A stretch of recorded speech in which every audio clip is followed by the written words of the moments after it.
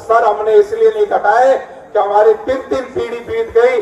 हम लोगों के पास ये जो छोटे से छोटा साधन होता है, रोड, पानी, बिजली, आज तक 80 साल में ये सरकार नहीं दे पाई। हमको ये वापस आप 7 साल में दे दो।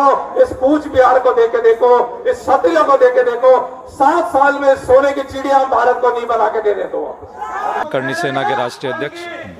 तो आप क्या मांग लेकर यहाँ पर आए जंतर मंतर पर? यहाँ पे मांग है जो कूच बिहार के जो लोग मांग कर रहे हैं कि यूनियन टेरिटरी बनाएं, तो राजस्थान से हम लोग आए, करनी सेना की तरफ से आए और पूरे देश की जो करनी सेना इनके मांग को सपोर्ट करती है, उसी मांग में हम भागीदार बन रहे हैं। नहीं तो मांग क्या है?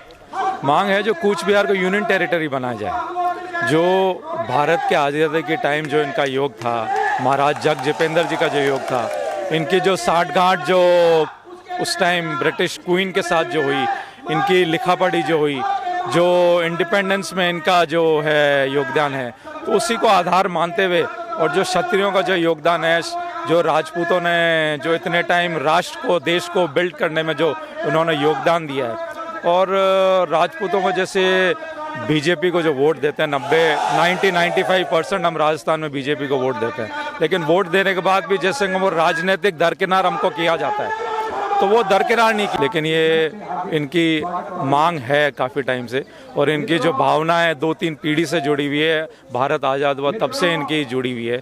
जो पहले के महाराजा थे उनसे जो बातचीत हुई है, ये जो आम आदमी यहाँ पे बैठा है, इनके रक्त में ये पढ़े लिखे है नहीं, कागज है नहीं, लेकिन आज भी ये जागृत है। 3री पीढ़ी 4थी पीढ़ी है, लेकिन आज भी ये जागृत है कि कूच बिहार को हमारी यूनियन टेरिटरी बनाया जाए, हमारा जो डेवलपमेंट हो हमारे आदमियों को दिया जाए, ना कि चुन के और कोई जाए। दिल्ली की सरकार बन जाती है, राजस्थान में आज जैसे हुआ है।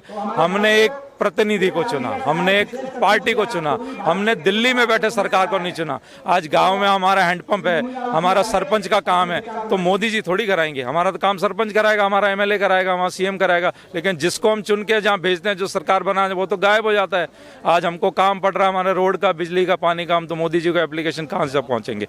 तो इनकी आदमी, इनका राजनीतिक आदमी, राजनीतिक दल जो विधानसभा में पहुंचेगा तो इनका काम रातों रात होगा। लेकिन सरकार तो कहती है ना, हर घर नल जो है वो योजना चला रखी है, तो वो तो पूरे देश में सर्वव्यापी है और मतलब सबको समान रूप से उसका फायदा मिलेगा। तो आपको क्या कहना है कि वहाँ पे नहीं मिलता है इसका फायदा जो योजनाओं का पूरी तरह से?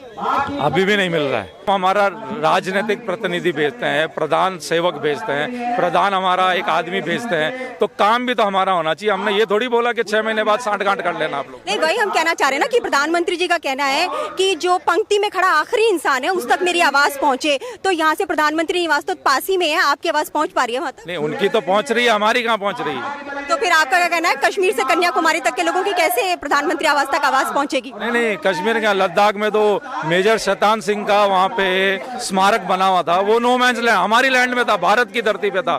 वो आज चाइना अंदर घुस गया है। वो जो स्मारक बना हुआ था मेजर शैतान सिंह का, जो युद्ध में भारत के लिए लड़े हैं, उनका वो नो मैंस लैंड में अब धरती चली गई। हमने तो हमारे सर कटा दिए एक सूखी जमीन के लिए, एक पेड़ के लिए, एक गाय के लिए, दूसरे गांव की महिला बच्चों के लिए। ये आप जमीन नहीं बचा पा रहे आप 75 साल बाद भारत की।